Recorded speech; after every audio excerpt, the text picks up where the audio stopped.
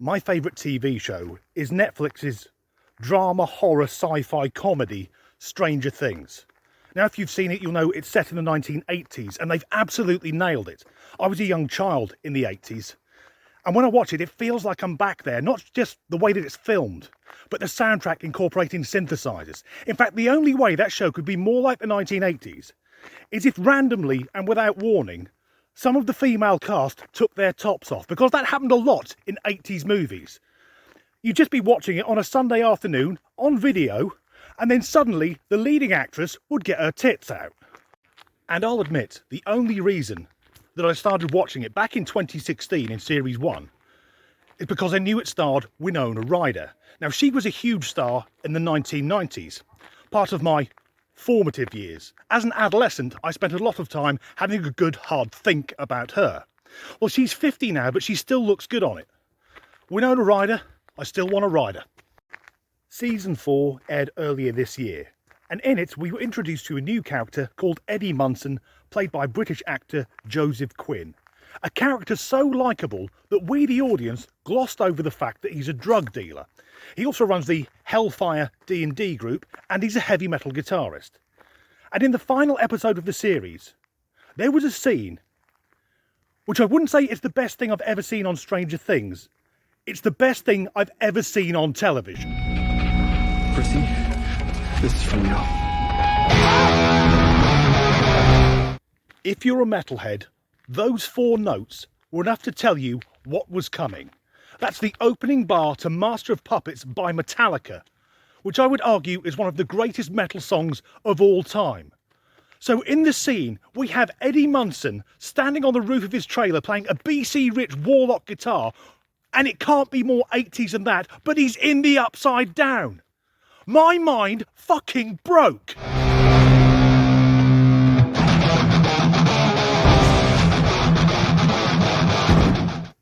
However, from a practical point of view, the scene isn't without issues, because Master of Puppets was released on, I think, the 6th of March 1986, and the series is set at spring break, which is late March of the same year.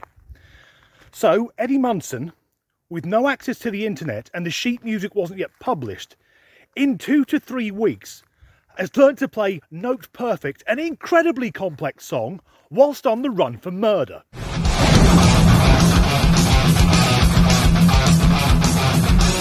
But such is the popularity and reach of Stranger Things that Kate Bush's Running Up That Hill, that featured in the same series, went to the top of the UK singles charts. And Metallica's Master of Puppets, a song that has never been in the charts in this country before, got into the top 30. I was hearing it being played on British radio stations just 36 years after it was released. And now there's something going on, and I've been on this earth since 1978 and I've never seen this before. It's now cool to be a metalhead. Last weekend I went into town, and everywhere there are people wearing Hellfire Club shirts, but also there were younger people, teenagers, wearing Metallica t-shirts.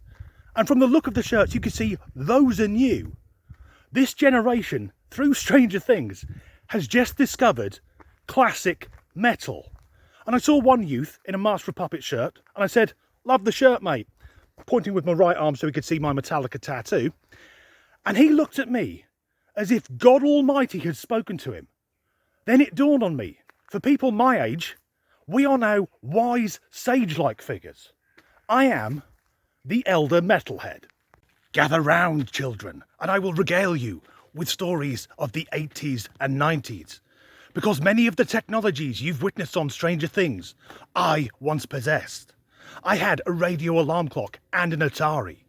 And the songs which you have discovered, that you were listening to through streaming apps, I once owned on something called a cassette. Of course, the reason that the youth of today are listening to most music on streaming services is also due to Metallica. Because back in the year 2000, they sued a file streaming service called Napster, which led to streaming, which also led to most artists getting royally fucked over. You see, back when Metallica released the Black Album, to have a physical copy of it, to buy it on compact disc, it cost $14.99 here in the UK. But now, To generate the same $14.99 using streaming services, that album would have to be streamed between 4,000 and 6,000 times. Still, at least it's good that some of today's youth are discovering proper music, and hopefully that way they won't worry about their pronouns or feel compelled to change sex. As ever, thanks for watching.